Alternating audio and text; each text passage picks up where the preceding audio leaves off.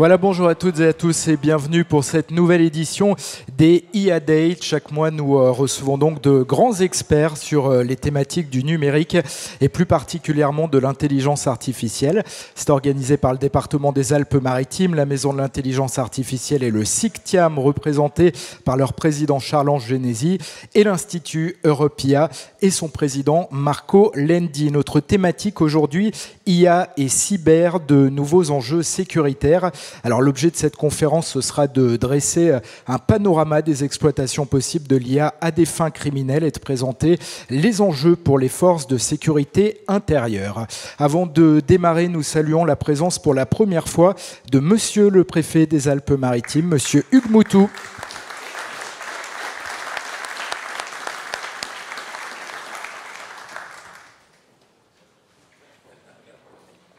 Et l'évêque, Monsieur l'évêque de Nice, qu'on peut applaudir aussi.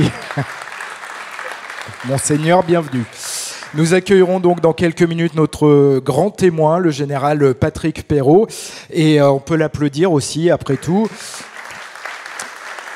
Nous échangerons également avec Alan Ferbach, cofondateur de Videtix. Alors, c'est une entreprise spécialisée dans l'analyse d'images vidéo par l'IA, issue des Alpes-Maritimes et qui a obtenu le marché des Jeux Olympiques de Paris 2024. Là aussi, je crois qu'on peut l'applaudir. Et Claude Serra, président de l'entreprise Firecell et du cluster IA. Et pour lancer cette IA Date, comme toujours, Monsieur Charles-Ange Genesi, président du département des Alpes-Maritimes. C'est à vous et on peut l'applaudir également. Mesdames et messieurs et chers amis, c'est avec un immense plaisir, comme d'habitude, que j'ai de pouvoir vous recevoir et un honneur dans cette salle des délibérations du Conseil général de l'époque. J'expliquais à Monsieur le Préfet qu'il nous fait un grand plaisir d'assister à ces IA Dates sur la cybersécurité, comment cela fonctionnait jusque dans les années 80 avec un président qui alors était Jacques Médecin, qui siégeait ici, et avec l'ensemble des conseillers généraux, probablement, peut-être même Bernard Assot a-t-il siégé dans cette salle, ce qui ne nous rajeunit pas, Bernard, mais bon, c'est la vie. Et quelque part, le déménagement du Conseil général au centre administratif avait été à l'époque souhaité parce que les locaux étaient devenus trop petits. Mais ils sont suffisamment grands aujourd'hui et suffisamment somptueux pour que, à côté de la préfecture et de ces locaux où nous avons une note de marque avec Monsieur le Préfet des Alpes-Maritimes, eh bien, nous puissions vous recevoir pour des réceptions et des moments de convivialité, mais aussi de réflexion. Ces moments de réflexion tournent autour des IA Dates. Des IA Dates où, je ne vais pas répéter ce que Benjamin Ducongé vous a très bien dit, nous avons un invité d'honneur qui régulièrement vient nous mettre au niveau sur la cybersécurité. C'est le général Perrault, que je remercie d'être là, aux côtés d'Alan Ferbach, aux côtés de Claude Serra qui lui a succédé, donc qui sont deux messieurs très impliqués dans la vie active de l'intelligence artificielle et du numérique dans les Alpes-Maritimes, mobilisés toujours par Marco Lendi. Alors les IA Dates, Marco, avec les conseillers départementaux, nous les suivons avec beaucoup d'intérêt. Nous sommes mobilisés. Nous sommes mobilisés parce que nous sommes tous baignés dans le numérique. Nous subissons tous les jours, la révolution du numérique, cette implication. Et je le dis à Christophe Picard, aux services qui sont également avec nous, il faut que nous puissions mettre en musique au conseil départemental, en transversalité, cette surveillance du numérique. Ces atouts que le numérique nous apporte pour un développement positif, avec des usages nouveaux, avec des applications nouvelles, avec une facilité. Mais en même temps, nous avons cette conscience, et il faut s'en protéger, que les attaques sont toujours là, potentielles, et nous les avons subies. Nous avons sur ces IA Dates et la cybersécurité un exemple général. Il y a quelque temps de cela, nous avons été mis un genou à terre. certains départements ont eu les 2 genoux à terre et quelquefois ont été empêchés pendant plus de 6 mois. Avec l'impossibilité pour eux de fournir les services, d'être ceux qui continuent à assurer le service au public. Ça a été une période de phishing où de l'extérieur ils sont rentrés dans nos serveurs. Ça a été une période de ransomware. Alors vous imaginez une collectivité à laquelle on demande une rançon, monsieur le préfet. Ça a été compliqué pour nous. Ça nous a permis de refuser d'emblée. Mais ils ne l'ont pas entendu de cette oreille. Ils avaient des fichiers, les datas qui correspondaient à des photos, à des vidéos. Ils ne peuvent se servir de rien. Par contre, tous les fichiers qui étaient contenus avec des données personnelles, des données bancaires, celles-là avaient une valeur nuisible et il fallait être prudent là-dessus. Donc on a refusé cette affaire-là. Et puis on sait aujourd'hui que les techniques se développent, mais vous en parlerez beaucoup plus savamment que moi. Ce sont des techniques d'encombrement des serveurs qui paralysent des serveurs de manière à pouvoir rendre le service impossible. Donc de tout cela, on va en parler pour enrichir votre connaissance, votre suivi de cette révolution du numérique dans laquelle nous sommes tous, avec au bout du bout, je le dis, une intelligence artificielle qui peut nous apporter un service plus. Nous en parlions avec Monsieur le Préfet, nous en parlions également avec Monseigneur l'évêque, que je remercie d'être avec nous, accompagné par le prêtre de la cathédrale de Sainte-Réparate, qui est donc à côté de chez nous. Merci d'être là. Et de vous dire que probablement le prochain rendez-vous, Marco, ce sera peut-être sur la religion, les religions, parce qu'il y a les religions, là aussi, il y a un thème que l'on pourra aborder. Allez, je vous souhaite une bonne continuation, une très très belle intervention, de très belles interventions et comme d'habitude, des résultats qui vous permettront de repartir un peu plus riches dans vos têtes que vous n'êtes rentrés à l'instant dans cette salle. Bonne continuation à toutes et à tous. Merci Monsieur le Président Charles-Ange Genesi. Nous rentrons dans le vif du sujet avec le général de brigade Patrick Perrault, coordinateur intelligence artificielle pour la Gendarmerie nationale, conseiller IA auprès du commandement du ministère de l'Intérieur dans le cyberespace. Général, vous avez 30 minutes. Merci beaucoup Monsieur le Préfet, Monsieur le Président, Monseigneur, cher Marco.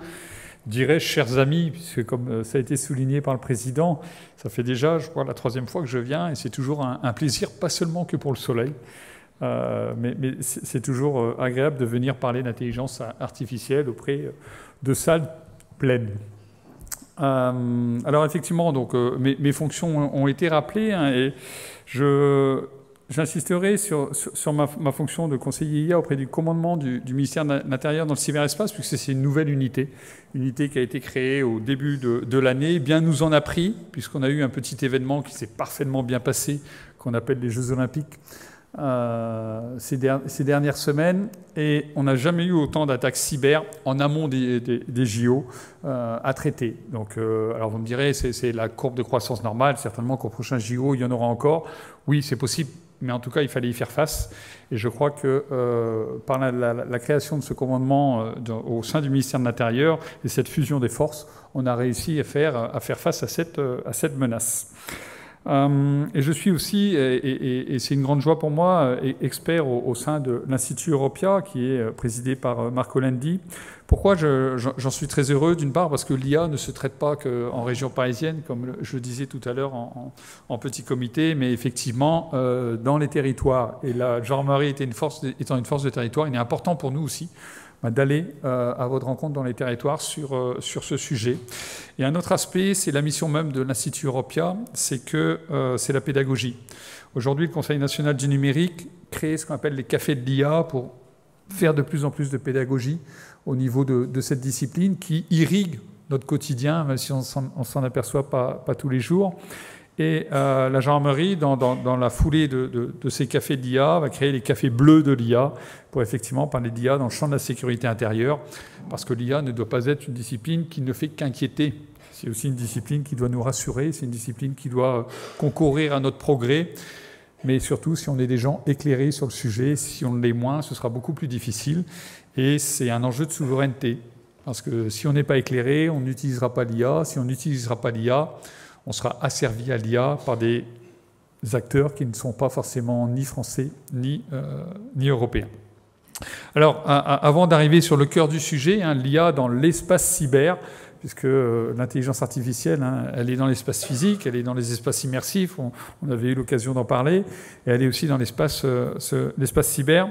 Je voudrais quand même faire un petit rappel, enfin pas un petit rappel, une petite aparté sur ce qu'est l'intelligence artificielle par rapport à l'intelligence naturelle. Parce que hier, j'ai encore entendu des choses assez curieuses sur le sujet.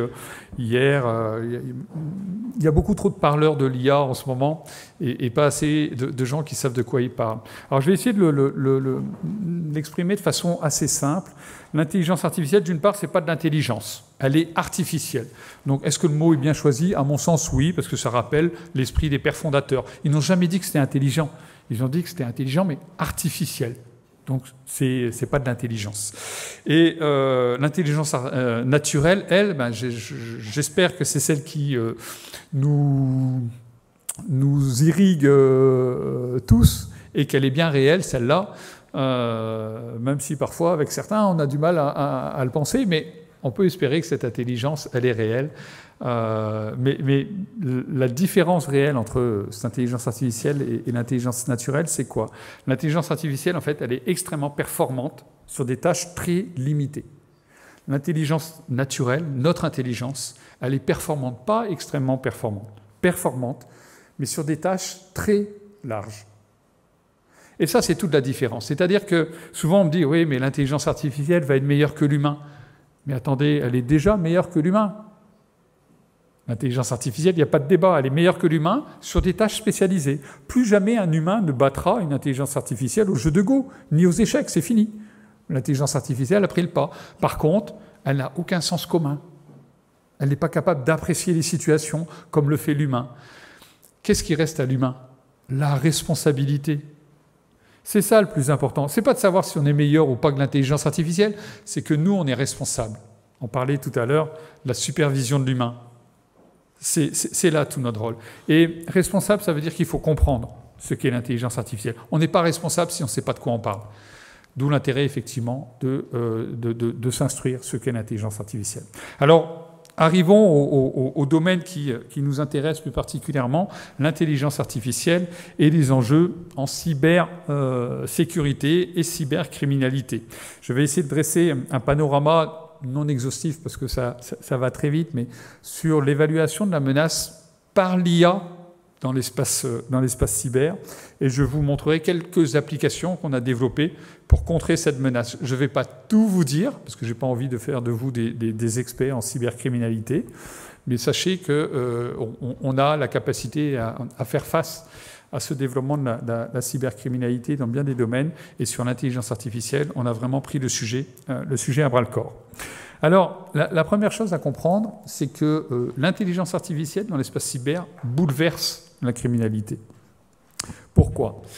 Parce qu'en fait, il y a quelque temps, ces technologies un peu sophistiquées, elles étaient dans les mains de qui? Elles étaient dans les mains des organisations criminelles.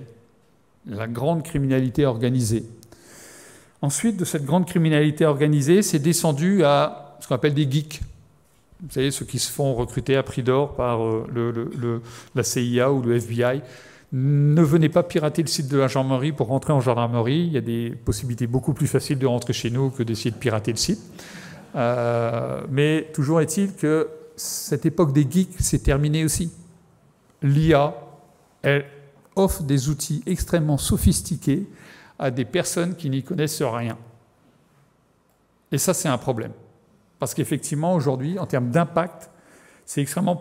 Avant, on avait quelques groupes criminels qu'on suivait de façon assez précise. Alors, ça n'empêche pas que la grande criminalité organisée utilise encore l'intelligence artificielle. Je ne sais pas si vous avez entendu, il y a peu de temps, il y a 26 millions de dollars qui sont partis, je crois que c'est à Hong Kong, ou au Japon, suite à des deepfakes sur de la visioconférence, où la personne interagissait avec des individus qui n'étaient que des imposteurs, des avatars.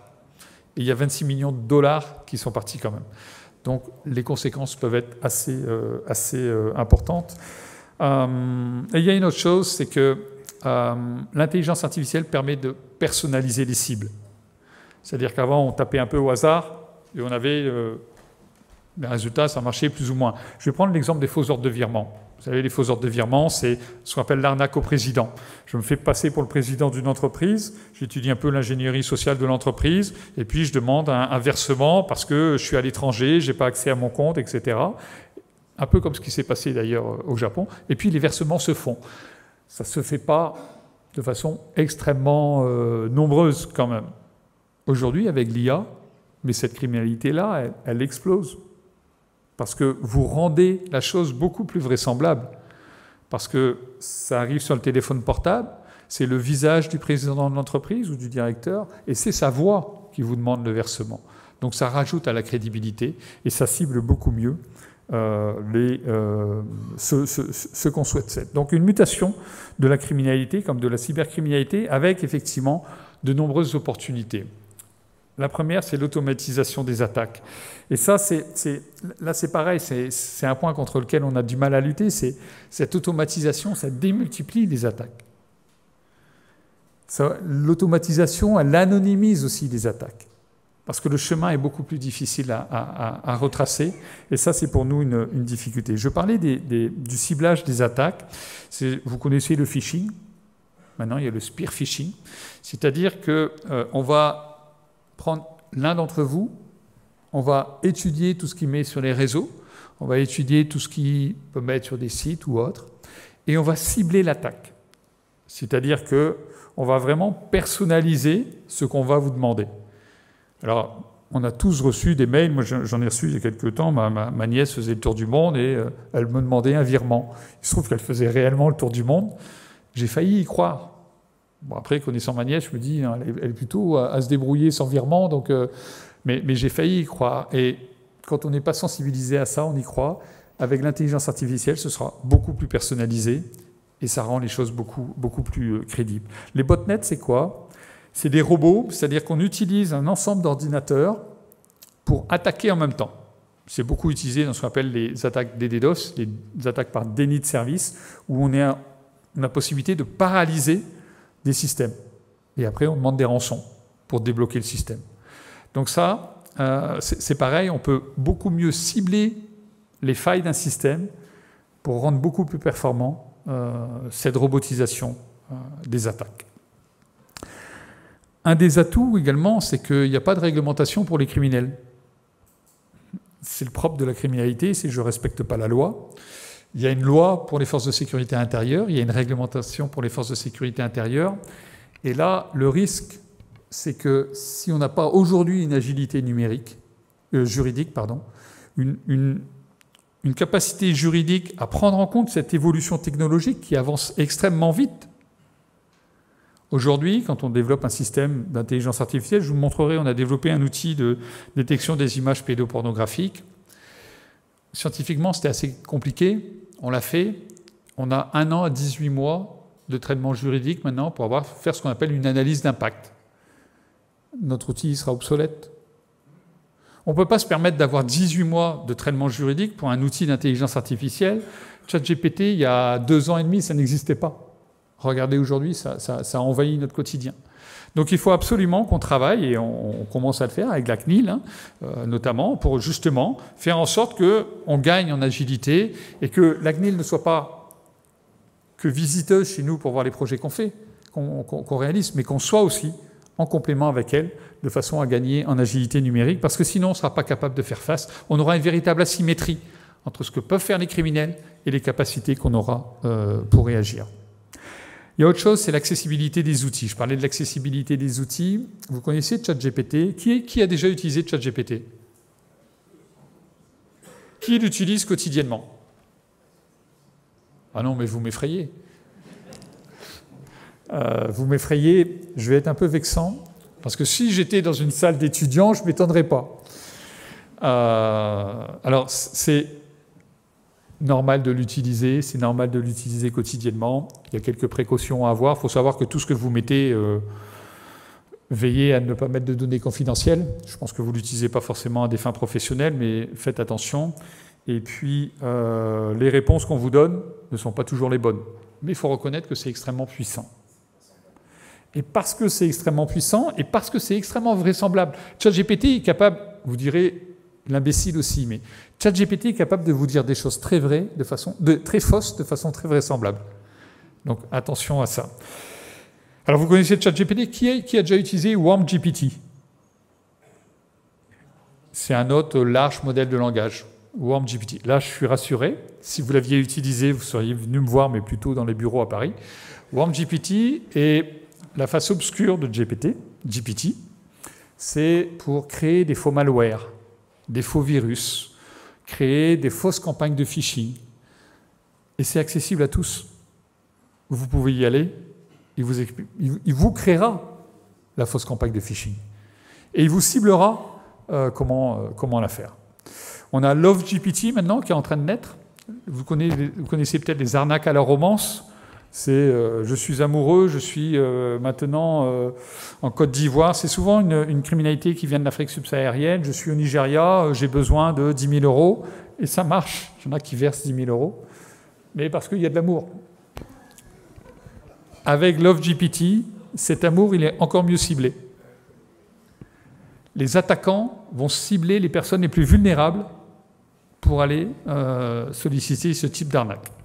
Et puis on a des outils comme des outils de Disinformation as a Service. Ça veut dire quoi? Ça veut dire que si vous voulez déstabiliser un hôpital, une mairie, un conseil départemental, ben vous pouvez le faire. Vous choisissez ce que vous voulez. Et tout ça est accessible.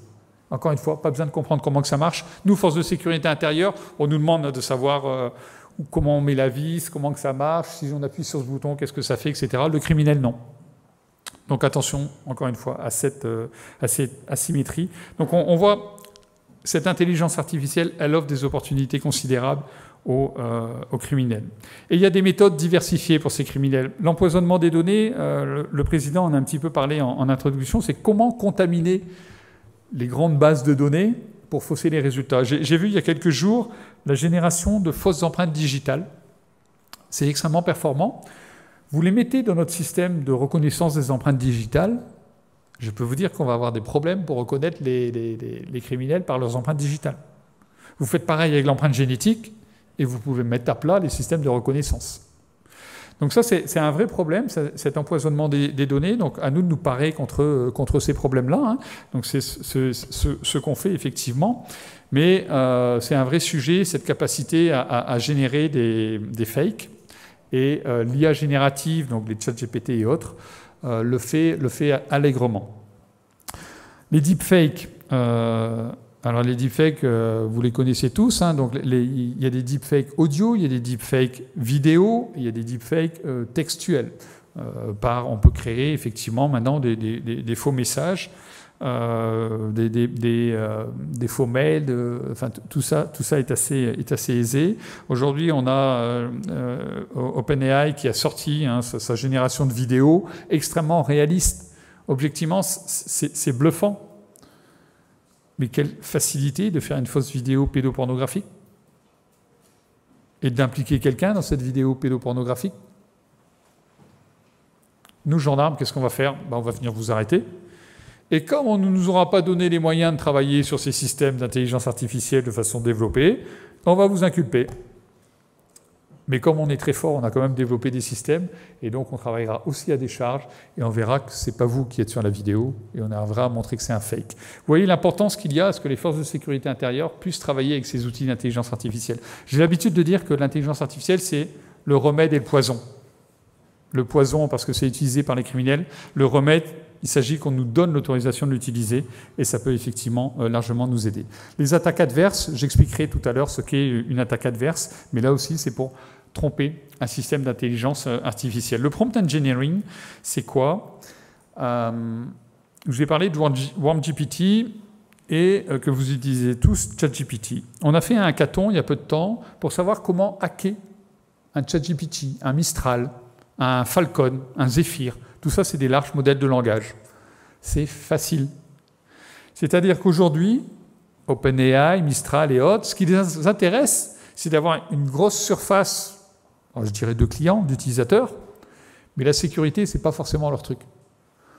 Donc, il y a quelque temps, vous dites à ChatGPT, peux-tu me dire comment faire une bombe?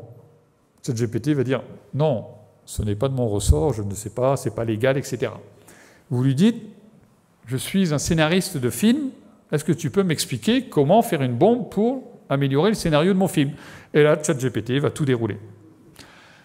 Alors ça, c'était les petits prompts de base. Aujourd'hui, ils ont mis quand même un peu plus de safeguard, de protection, mais c'est très facile à craquer.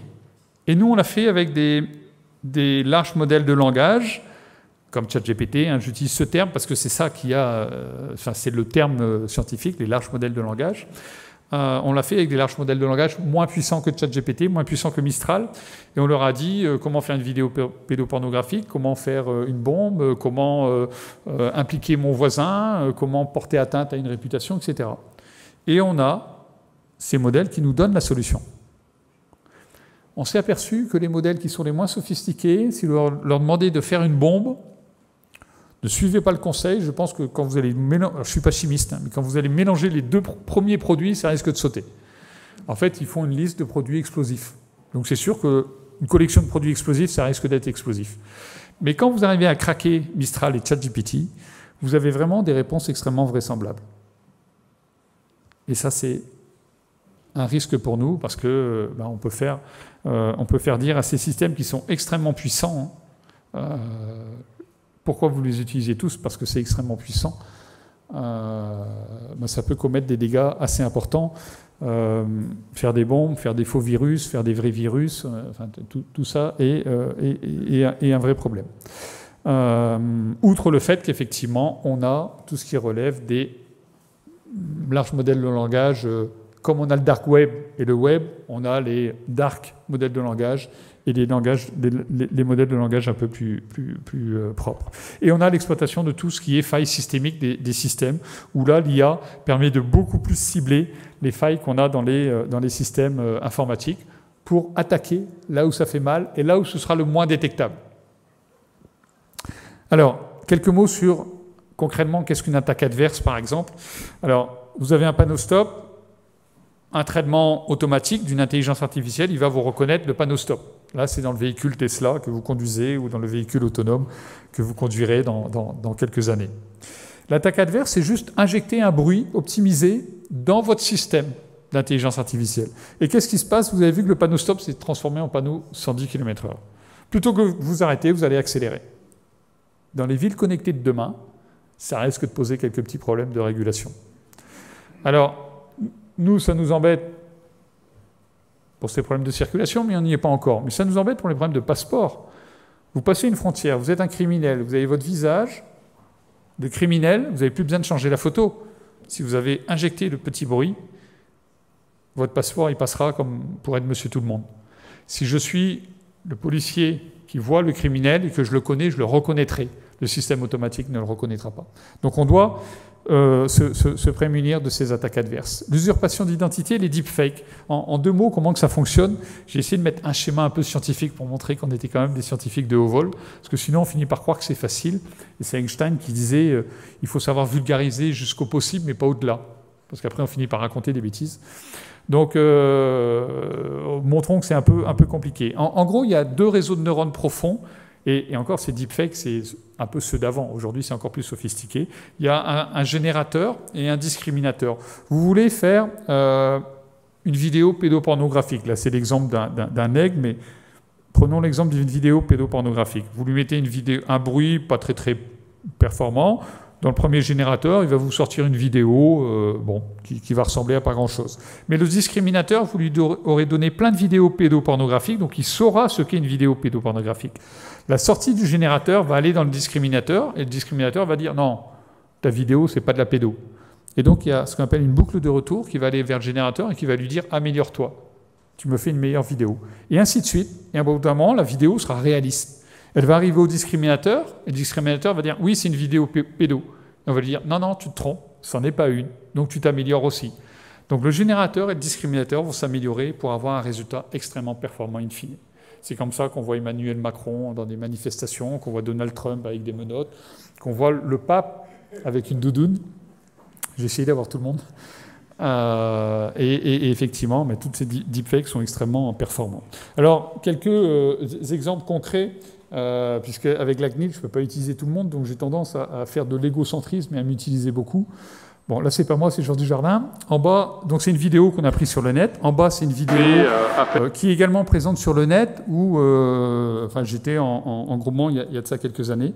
Et on a associé ces deux vidéos pour réaliser la vidéo que vous allez voir maintenant, donc on peut lancer. Bienvenue sur clap.ch, c'est Jean Dujardin. Ceux qui ne reconnaissent pas, c'est moi, c'est mon visage qui a été mis en dehors des cheveux. On voit quand même que Jean Dujardin est largement plus maquillé que moi. Oh, ou que je suis plus fatigué que lui. Il y en a plusieurs. C'est ce que je ressens à la lecture quand j'arrive à la page 100. Déjà, si je ne m'arrête pas dans la lecture, c'est qu'il se passe quelque chose. Ça date d'il y a quelques années. Je lis ça comme avec des outils gratuits. Tout ce qu'on utilise, ce sont des outils gratuits. Pourquoi? Parce qu'on se met dans la place du criminel lambda, ce qu'il peut faire avec des outils gratuits. On va passer à la suivante. Ça, c'est voilà. Là, c'est un acteur. En haut, c'est la même vidéo, donc on peut la montrer, mais c'est pas très grave. C'est moi et dans la vidéo. Et là, c'est un acteur. J'ai oublié la série. Je suis désolé. C'est une série pour les jeunes. Alan, c'est quelle série? C'est Prison Break. Voilà. C'est pour les jeunes. Alan est jeune. Et donc, moi, j'ai fait ça parce que j'interviens assez souvent en anglais et mon accent anglais est assez français. Donc, on va lancer la vidéo. Non, pas celle-ci. 5 projects.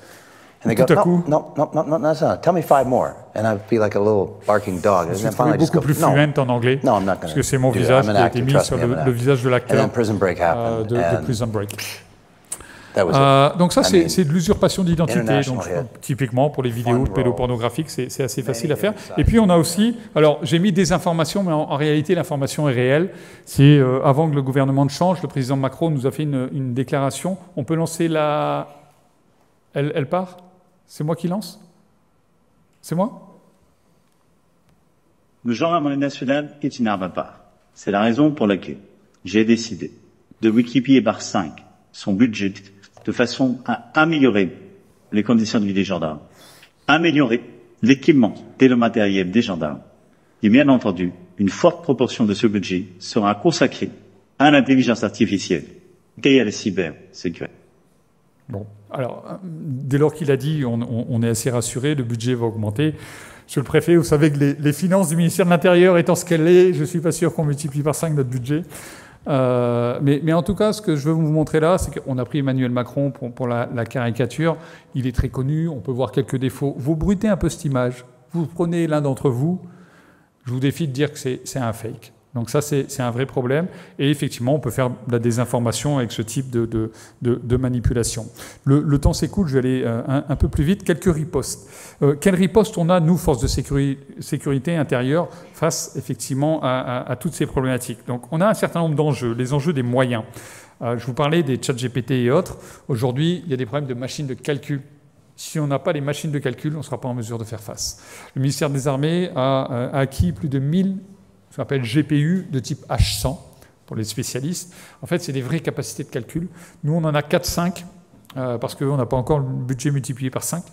Mais c'est une difficulté. Alors, c'est pas très grave tout de suite, mais dans les années à venir, il faut qu'on puisse s'équiper avec quand même le bémol. C'est qu'on est aussi une institution très orientée société et on ne veut pas non plus s'aborder l'environnement. Donc à un moment, il va falloir aussi se poser la question du bon équilibre entre toutes ces puissances de calcul et puis les enjeux environnementaux. L'enjeu de la ressource. On a une ressource humaine extrêmement qualifiée dans ces domaines d'intelligence artificielle. La cybersécurité et l'intelligence artificielle, ce sont deux domaines très spécialisés. On a besoin d'avoir une ressource humaine extrêmement qualifiée. On a la chance en gendarmerie d'avoir beaucoup de scientifiques, donc ça permet d'avoir cet équilibre et on recrute de plus en plus de scientifiques pour justement accroître la qualité de la ressource humaine. Et l'enjeu de la réglementation, on a beaucoup participé au règlement sur l'intelligence artificielle européen, l'AI Act, pour justement, comme je vous le disais tout à l'heure, éviter l'asymétrie entre les possibilités des criminels et la capacité des forces de sécurité intérieure à y faire face. Alors, qu'est-ce qu'on a fait sur les deepfakes? La première chose, c'est qu'on a créé nos deepfakes. Et vous savez, il y a toujours quelques sceptiques. Donc on s'est dit, on va mettre des images synthétiques et des images réelles, et on va demander aux gens de reconnaître lesquelles sont vraies, lesquelles sont fausses. Donc on a fait passer comme ça je crois qu'il y a une centaine d'images. Le résultat est assez éloquent. On a globalement 50% de bonnes réponses chez l'humain, 53 et puis 48. Et aujourd'hui, on a encore amélioré le score. On est autour de 95% de bonnes réponses pour la machine. La machine, elle met 1 seconde pour tout faire. L'humain, il lui faut 20 minutes. Donc imaginez, dans le temps de la garde à vue, vous avez des milliers et des milliers d'images à expertiser sur un disque dur. C'est bien d'avoir la machine et d'avoir l'intelligence artificielle. Ça peut nous être extrêmement utile. Comment on a fait? On a fait un détecteur de deepfake fondé sur ce que j'ai exprimé tout à l'heure comme méthode. On a généré plein d'images synthétiques avec plein de méthodes différentes et on a fait un modèle d'apprentissage avec toutes ces données-là et on a été capable de développer un détecteur de deepfake images qui a été primé en 2023 auprès d'un certain nombre de startups et d'entreprises. Donc pour nous, c'était assez intéressant. Et donc cette plateforme s'appelle Authentic IA. Elle est capable de détecter des deepfakes images, des deepfakes audio et des deepfakes textuels. Je dis elle est capable. Elle l'était. Ça évolue tellement vite qu'il faut qu'on remette à jour à chaque fois. Et donc, parce qu'il y a toujours des nouvelles méthodes, il faut qu'on se mette toujours à jour. Et donc là, il y a un choix, un moment à faire, c'est on sait que ça peut être fait. Donc on a fait la preuve de concept, on sait que ça peut être fait. Et après, on a besoin d'entreprises qui, elles, on va les obliger à se mettre à jour pour nous aider à disposer de ce type d'outils. Sinon, on sera incapable de détecter les deepfakes à la vitesse où ça va. Là, vous avez un vieillissement de visage. C'est une petite gamine. Aujourd'hui, c'est des choses qu'on fait beaucoup dans le champ de la pédopornographie. Je vous parle beaucoup de ce champ-là parce que c'est un domaine qui m'intéresse particulièrement quand je vois l'impact que ça a pour les enquêteurs qui passent ces images à longueur de journée entre le porno et le pédo. C'est pas extrêmement intéressant à faire, même si ils y consacrent énormément de temps et ils obtiennent des résultats plutôt bluffants. Là, c'est une gamine. Ce qu'on fait avec ces jeunes-là, c'est de voir en les vieillissant s'ils sont dans des sites porno, c'est-à-dire qu'ils ont été enlevés mineurs. Est-ce que quelques années après, on les trouve dans le cadre de la traite des êtres humains sur des sites porno? Donc on les vieillit pour effectivement savoir si on peut retrouver ces personnes-là. Bon, il y a d'autres applications plus criminalistiques, mais c'est des choses que l'on fait également. La détection, j'ai mis vieillissement de visage, mais c'est la détection des images pédopornographiques. De la même façon, on a créé des modèles avec des images pédopornographiques, avec toute une difficulté juridique, c'est qu'on n'a pas droit, nous, gendarmes, de détenir des images pédopornographiques si on n'est pas saisi d'une enquête. Donc à chaque fois, on doit demander l'autorisation d'un magistrat. Des fois, il dit oui, des fois, il dit non. Donc tout ça, ça prend du temps pour avoir une diversité d'images suffisante. Parce que si vous avez que des nourrissons, vous serez bon sur des nourrissons, mais vous ne serez pas bon sur les enfants de 4-5 ans. Si vous avez que les enfants de 4-5 ans, vous ne serez pas bon sur ceux de 10-12 ans. Donc il faut avoir cette diversité d'images qui n'est pas simple à faire et de créer effectivement ces modèles dernière génération pour être capable d'y faire face. Voilà, j'espère que je n'ai pas trop débordé de mon timing. Je termine par cette image. Pourquoi? Parce qu'on a abandonné le métavers quand les larges modèles de langage sont arrivés. Je me rappelle, avec Marco, on avait travaillé sur ces sujets-là. Ça va revenir. Vous mettez des larges modèles de langage dans le métavers, ça va revenir. Et donc, pour nous, il y a un challenge juridique, il y a un challenge des infractions dans le métavers. On peut violer dans le métavers.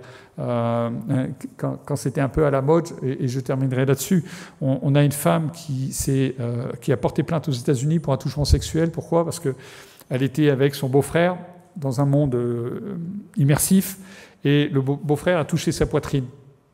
L'avatar du beau-frère, a touché l'avatar de la personne. Mais qu'est-ce qui s'est passé? Elle avait des moyens haptiques. C'est une combinaison. Et donc, elle l'a ressenti. Ça se passe dans le monde immersif, mais elle le ressent dans le monde réel. Donc, l'infraction a pu être qualifiée. Mais c'est des choses auxquelles on va être confronté. C'est comment qualifier ces infractions. Il y a du trafic d'argent, il y a de la simulation, il y a des affaires pédopornographiques qui circulent. Enfin bon. Donc, on n'a pas fini de travailler sur ces sujets-là. Je vous remercie de votre attention.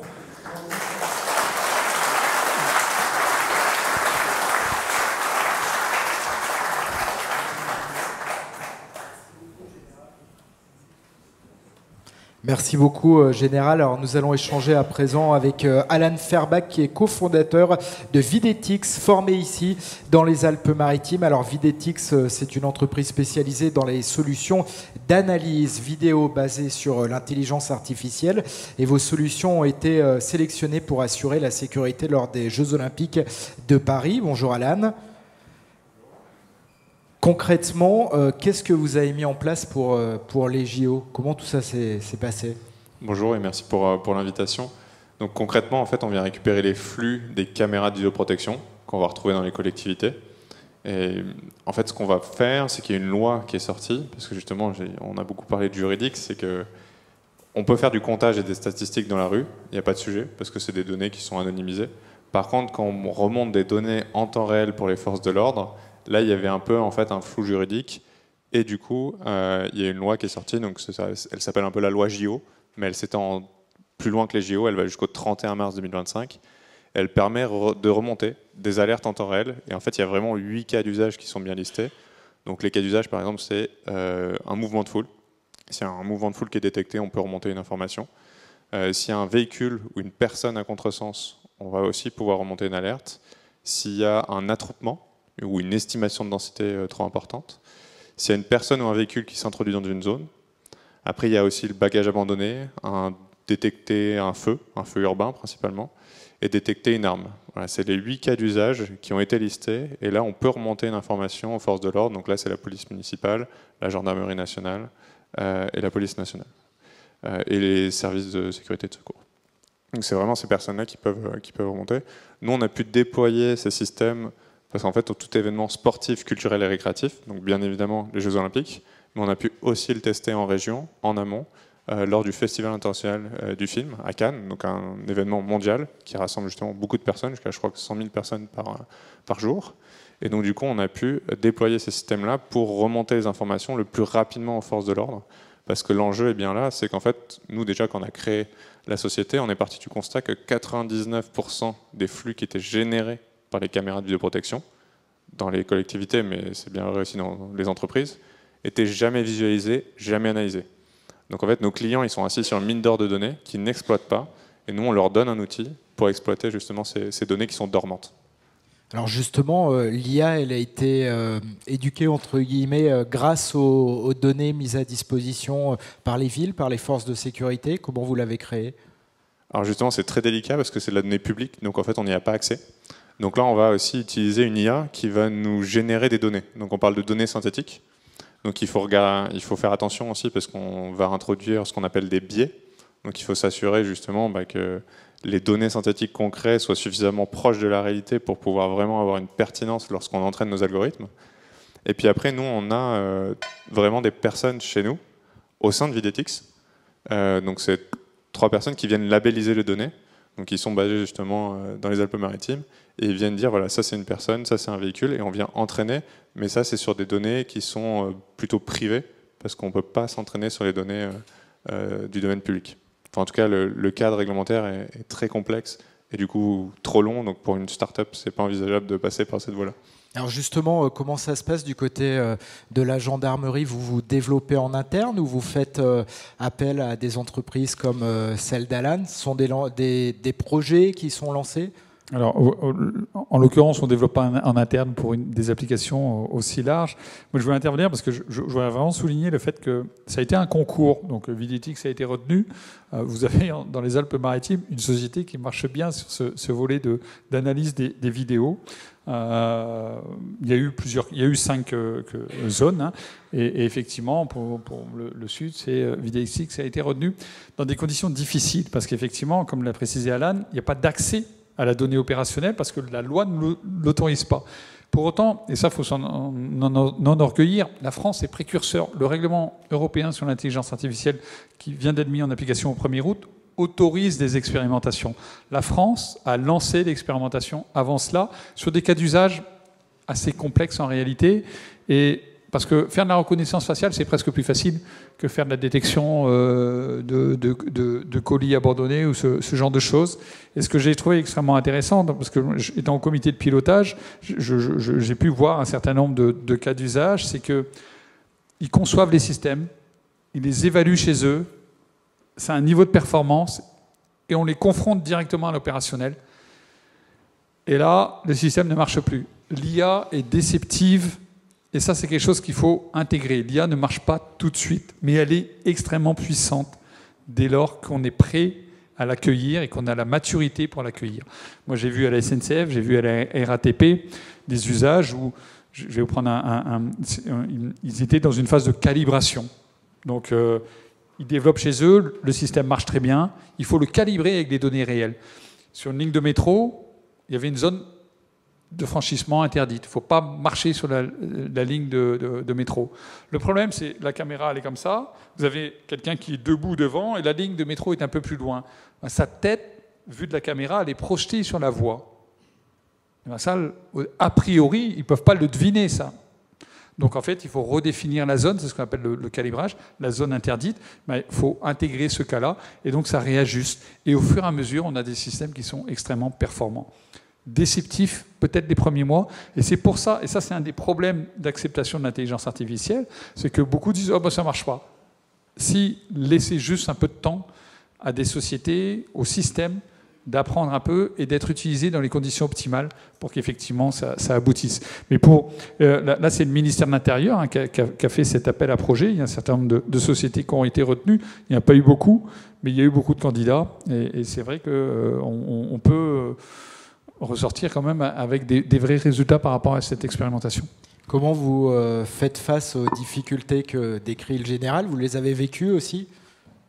Oui, on les a vécues et par exemple, il y a aussi on apprend aussi beaucoup justement de comment fonctionnent les forces de l'ordre. Parce qu'ils ont certains besoins, ils l'expriment d'une manière, d'un langage naturel, on va dire. Mais nous, il faut qu'on le transcrive justement, ces fameuses zones, barrières, etc. On doit configurer notre outil. Et donc ça a été un travail qu'on a fait parce que, par exemple, sur le Festival international du film, il y a le ministère de l'Intérieur qui a échangé avec la police municipale.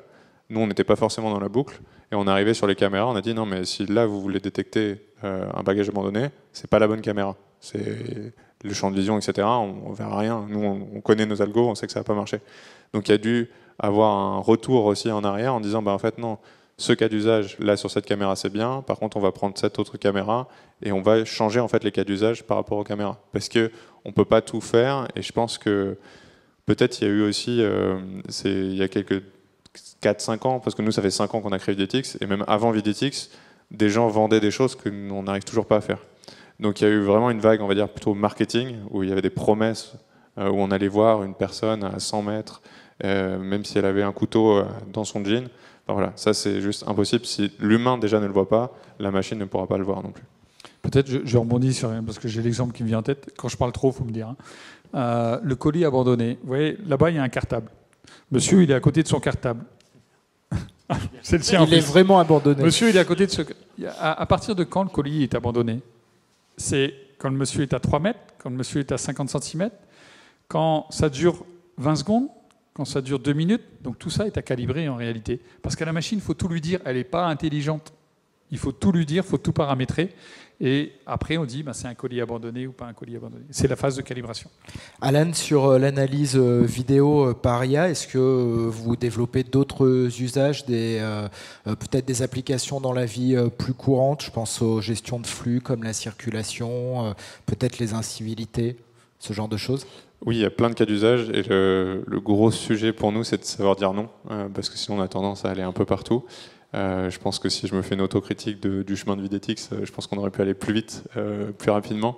Les cas d'usage, pour moi, on va dire les plus marquants, ce qu'on déploie sur les collectivités, ça va être du comptage statistique pour vraiment comprendre comment le citoyen utilise l'espace public et aménager le territoire. Et ça, on est dans du comptage, des stats, il n'y a aucune donnée personnelle, donc ça, c'est quelque chose qu'on arrive à déployer. On l'a déployé à Cannes, à Paris, à Monaco, à Nice. Enfin, on peut déployer ça dans des collectivités. Après, il y a des sujets encore plus intéressant parce qu'on va même aller toucher à l'écologie. Par exemple, il y a le Parc national des Calanques qui a fait appel à nos services pour pouvoir détecter des bateaux qui mouillent trop longtemps dans une zone. Typiquement, en fait, il y a une zone de non-prélèvement où c'est interdit de pêcher. Et si jamais il y a des personnes qui viennent braconner dans cette zone-là, parce que je crois que c'est une zone où il y a la reproduction de la dorade, là, on renvoie l'information aux gardes-côtes, puis après, ils interviennent ou pas. On a pu aussi travailler dans des EHPAD où on va détecter la chute d'une personne.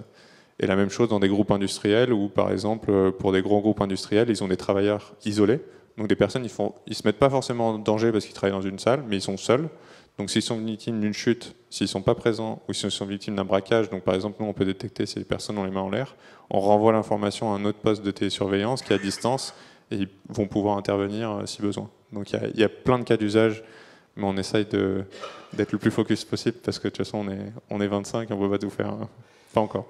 Merci Alan. Alors nous sommes également avec Claude Serra qui est président du cluster IA, CEO de FireCell. Alors vous avez collaboré avec de très grands fournisseurs de téléphonie, accès Internet, des grands noms comme LG et Samsung. Bonjour, bienvenue tout d'abord.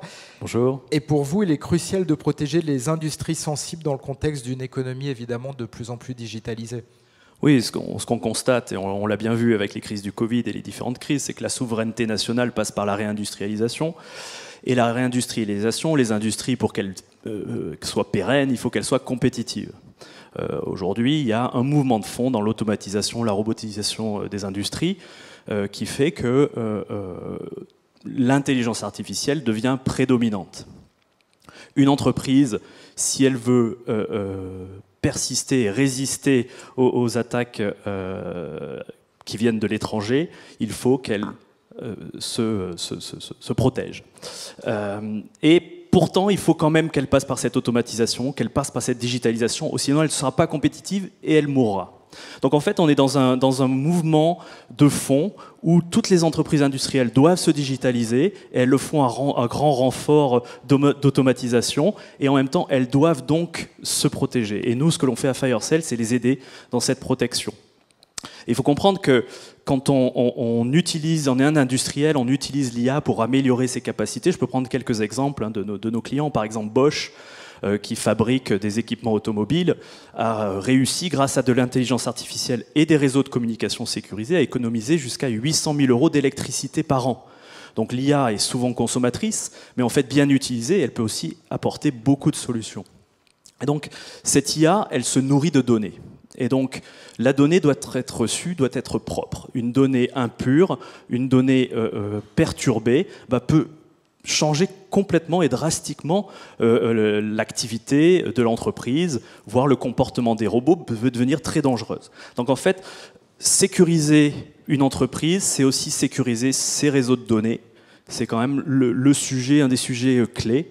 Et nous, c'est ce que l'on fait à FireCell. Donc on fait ça dans des industries critiques, dans l'automobile avec Peugeot, avec Airbus, différentes entreprises. On a 90 clients dans le monde. L'armée américaine utilise aussi nos solutions afin de protéger leurs lieux, leurs espaces, de manière à ce qu'ils soient dans une bulle dans laquelle la connectivité est sécurisée. Ils peuvent appliquer toutes leurs intelligences artificielles.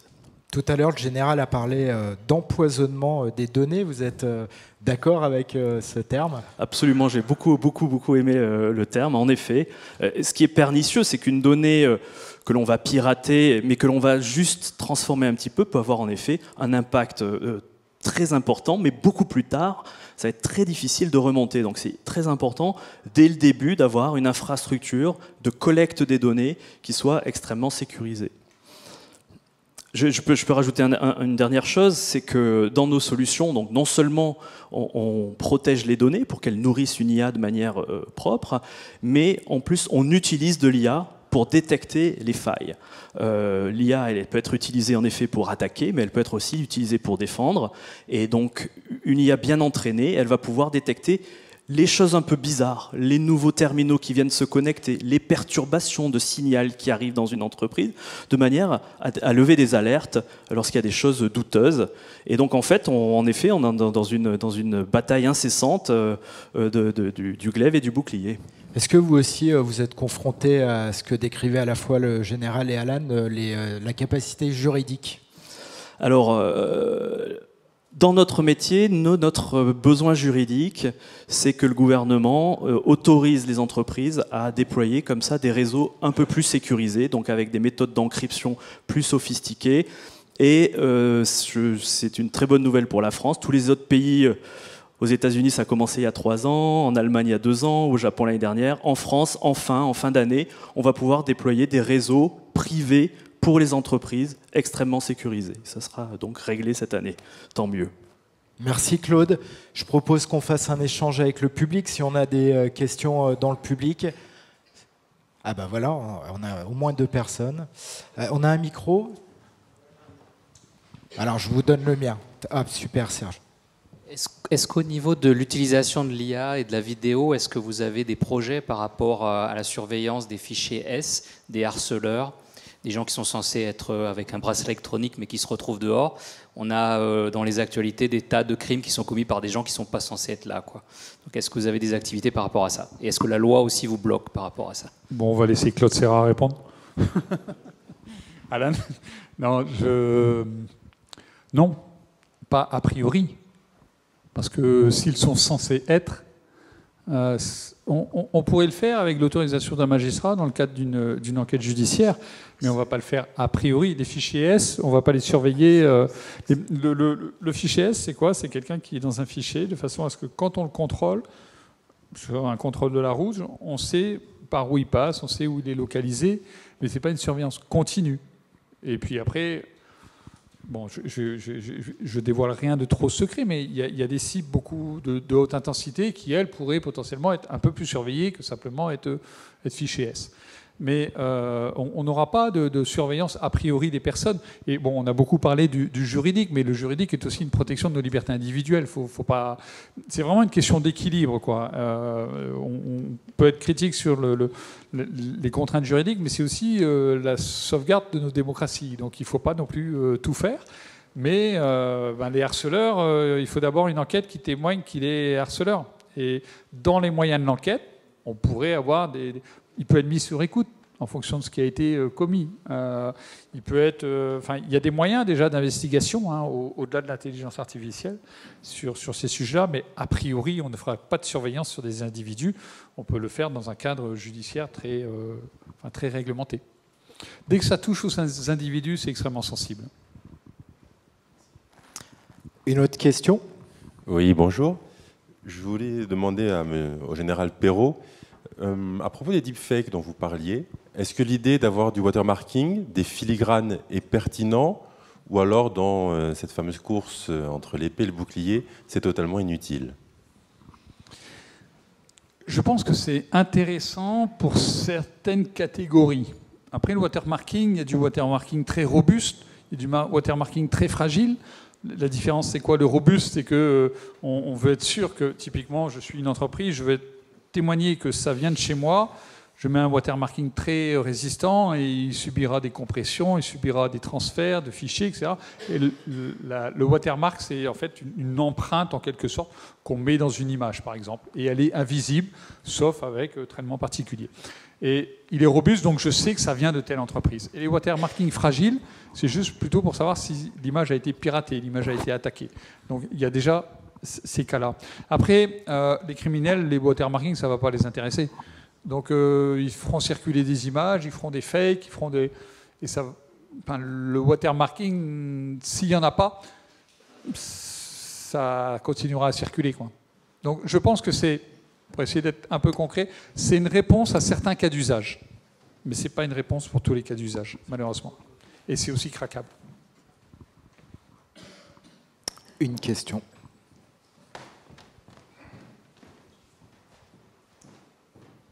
Vous avez évoqué l'IA Act qui arrive effectivement en Europe aujourd'hui, qui est censé protéger les individus et la société d'un certain nombre de débordements de l'IA.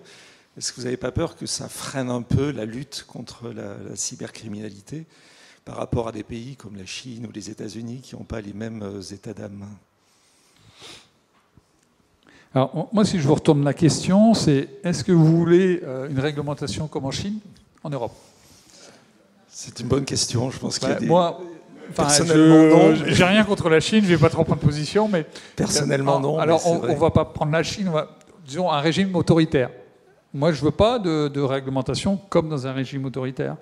Et donc, après, il faut qu'on ait d'autres armes. Mais notre réglementation, c'est aussi notre modèle de société, notre modèle de vivre ensemble. À nous, effectivement, de faire en sorte qu'il n'y ait pas cette asymétrie que j'ai évoquée tout à l'heure. C'est toujours la difficulté qu'on a face à l'adversaire, c'est la course aux armements. Et jusqu'où va l'escalade? C'est lui, il a la puissance nucléaire. Est-ce qu'il faut que j'ai la puissance nucléaire pour riposter? Donc on est un peu sur les mêmes débats. Bon, moi je dirais que il faut qu'on ait notre réglementation en Europe qui correspond à nos valeurs européennes. Il faut faire attention de basculer dans un prisme trop individualiste, parce que la liberté individuelle, elle doit s'arrêter là où le vivre ensemble est impacté aussi. C'est-à-dire si à un moment les gens ne peuvent plus vivre ensemble parce qu'on les a trop individualisés, c'est pas bon non plus. Et donc c'est vraiment un point d'équilibre qu'il faut trouver. Et la réglementation sur l'AI Act, son effort a été de trouver ce point d'équilibre. Après, on verra à l'usure si ça fonctionne ou pas. Mais peut-être qu'au niveau de l'innovation aussi, je peux laisser Alan et peut-être répondre. C'est un travail qu'on fait justement au niveau du cluster IA. Pour nous, c'est important vraiment de partager cette information au sein des adhérents du cluster IA. Donc le cluster IA, c'est une association où on va avoir des entreprises, des grands groupes, des industriels, mais aussi des startups. Et justement, il y a cette réglementation qui va arriver. Et nous, c'est important aussi de remonter du coup à Bruxelles et au niveau de l'Europe, que ça ne tue pas l'innovation. Parce que ce qui peut arriver, c'est que du coup, il n'y a plus d'innovation en Europe. L'innovation va venir d'où? Justement, de la Chine et des États-Unis, qui, justement, là, actuellement, ils ont fait des choses, ils disent surtout réglementer et ne faites pas ce qu'on a fait, c'est horrible. Donc, il y a vraiment cette vocation aussi et cette importance de pouvoir innover en France, parce qu'on a vraiment des créateurs d'IA, parce qu'il n'y a pas de question à se dire est-ce que l'IA va arriver? C'est sûr que ça va arriver. Par contre, est-ce qu'elle va arriver de la Chine, de l'Europe ou des États-Unis? Ça, c'est vraiment une vraie question et je pense qu'on a clairement notre rôle à jouer là-dessus. Ouais, je voudrais rajouter qu'aux États-Unis, en fait, en Californie notamment, ils sont en train de passer des régulations qui sont très proches des régulations européennes. Donc il y a une prise de conscience aussi que c'est un outil extrêmement puissant et que face à cette puissance, il faut une régulation aussi forte. Donc c'est aussi en train d'arriver aux États-Unis par la Californie, qui est quand même un des États les plus européens qu'on puisse trouver, même si c'est très... Bon, on pourra en parler plus tard. Voilà. Et puis sur l'IA Act, on a prévu au sein du cluster IA, en effet, dans les mois qui viennent, on n'a pas encore la date exacte, d'avoir une revue plus précise de l'IA Act pour expliquer les tenants et les aboutissants pour les entreprises, puisque nos membres du cluster IA sont essentiellement des entreprises qui travaillent et tournent autour de l'IA, et c'est quelque chose de très impactant pour elles. Peut-être que je rajouterai un point. Il ne faut pas voir l'AI Act comme un RGPD. Ça, c'est un peu la tendance qu'on a à faire. L'AI Act, c'est plutôt comme une politique d'assurance qualité. Il y a un plan de gestion de qualité à dresser, il y a des référentiels documentaires sur nos applications à écrire. Nous, on a commencé à s'engager dans cette voie-là. Ce n'est pas une réglementation qui arrive, elle est là. Elle a commencé au 1er août. Maintenant, on a 2 ans à peu près pour que tout soit carré sur les applications à haut risque. Et un point qui est important aussi, c'est qu'il faut absolument que le législateur ait conscience du caractère évolutif. C'est-à-dire, si on voit nos entreprises à un moment qui n'arrivent plus à innover, il faudra peut-être se remettre en cause et se dire au niveau de la réglementation, qu'est-ce qui empêche d'innover? Parce que c'est essentiel qu'on ait des innovateurs, quoi. Je rajouterai, il y a aussi le Cyber Resilient Act, qui est en cours d'études et de finalisation, qui va aussi avoir des impacts pour les entreprises. Pour une petite société, je parlais en tant que chef d'entreprise, sont des choses importantes et sont des choses extrêmement consommatrices d'énergie. En fait, nous, on a le nez dans le guidon à essayer d'innover, et derrière, il faut écrire des papiers. Donc, c'est quelque chose qui est plutôt pour cela, en fait, un frein pour nous, mais bon, il faut faire avec. Une dernière question.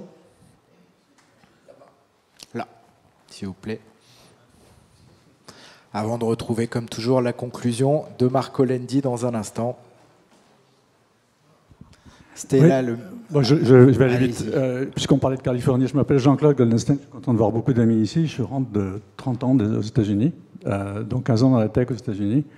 On n'a pas assez parlé du rôle des plateformes, qui sont chinoises ou américaines, et de la propagation algorithmique des deepfakes, entre autres.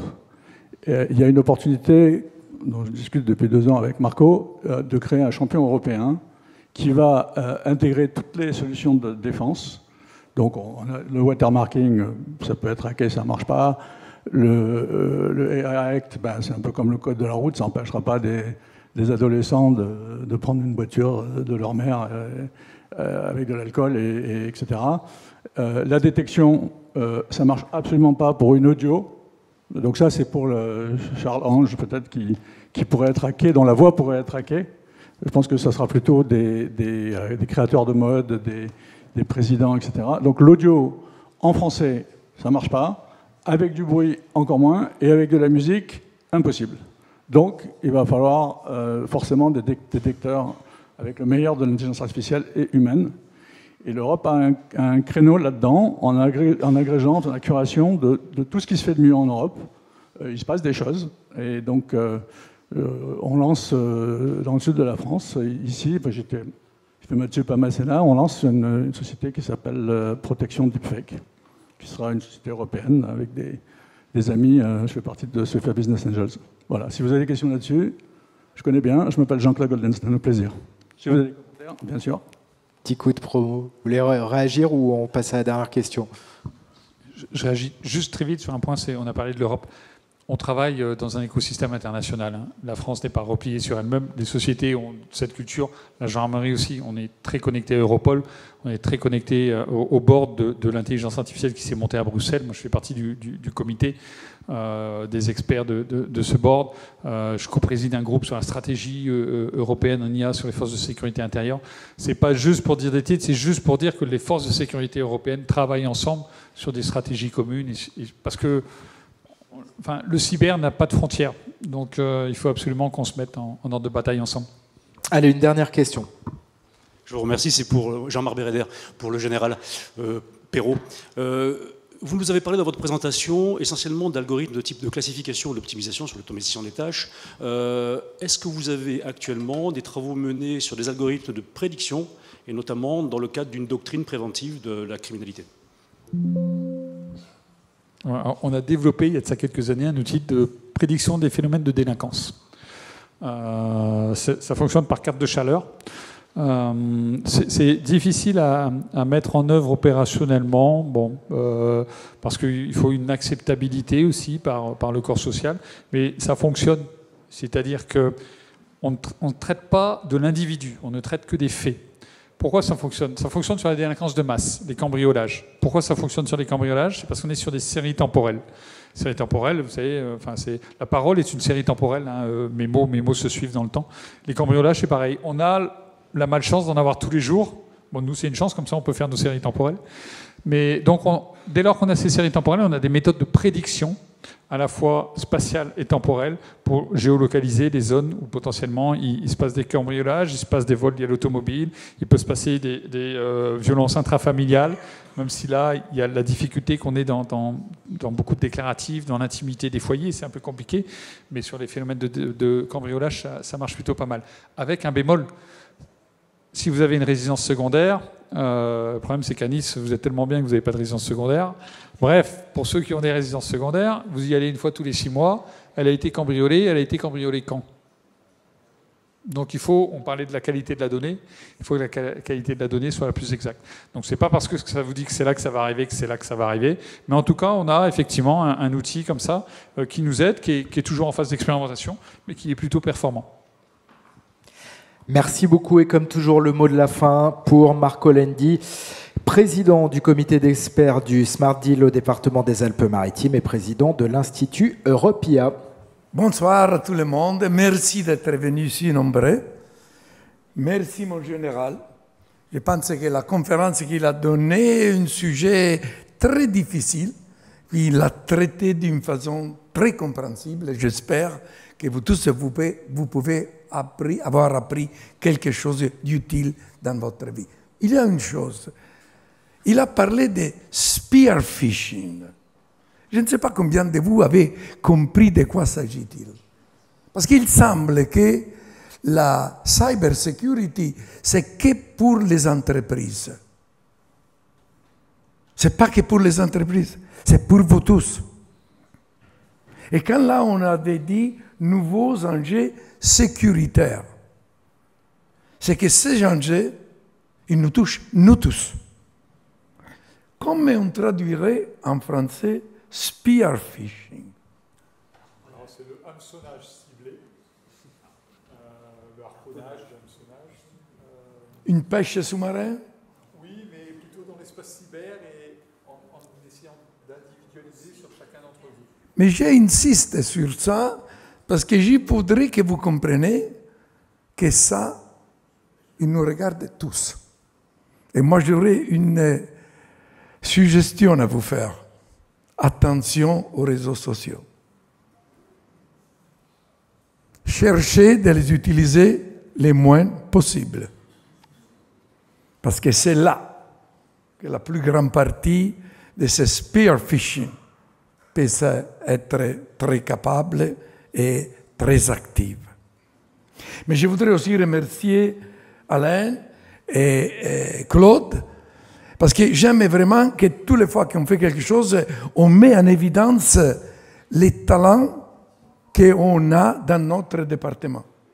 Les entreprises qui sont locaux, mais qui, comme il a dit Alain, ils ont gagné un appel à projet pour les Jeux olympiques.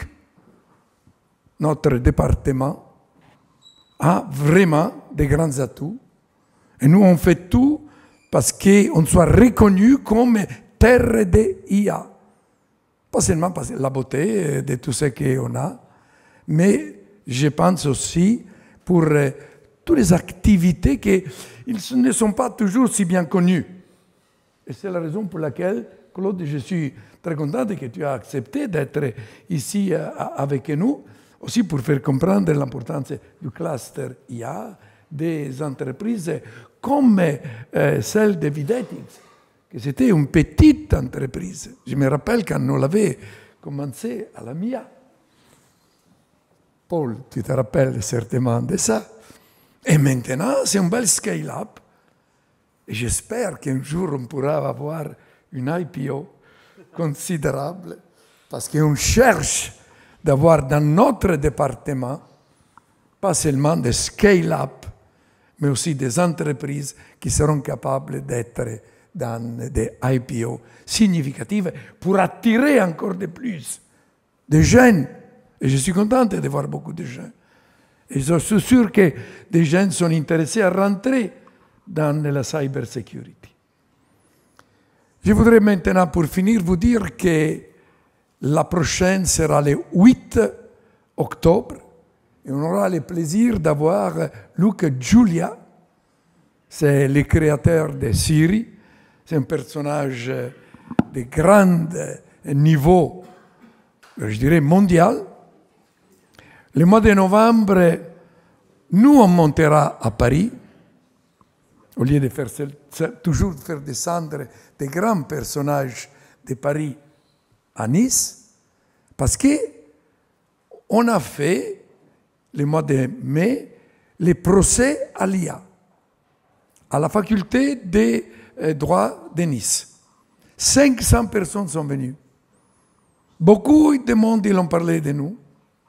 Et à Paris, ils nous ont demandé de répéter les procès à l'IA. Et on les fera à l'Institut catholique de Paris, qui nous invite. Et on a l'idée de les retransmettre en streaming pour donner à tout le monde la possibilité d'y participer. Mais, comme on veut toujours avancer, on a une idée de créer le mois de janvier les procès aux réseaux sociaux. Et j'y tiens beaucoup, parce que j'ai en face de moi des pères, des mères, des grands-pères, des grands-mères. Il faut faire vraiment attention à ces réseaux sociaux pour nos enfants, pour nos petits et pour nos grandes. Et je suis sûr que vous continuerez à nous suivre avec intérêt et passion. Merci et on passe à boire quelque chose. Voilà, merci beaucoup Marco Lendi, président donc de l'Institut Européa. Merci à nos invités, le général Patrick Perrault, Alain Ferbach et Claude Serra. Et puis merci aux partenaires qui organisent le département des Alpes-Maritimes, la Maison de l'Intelligence Artificielle et le SICTIAM représenté par leur président Charles Ginesi. Et merci à vous toutes et tous.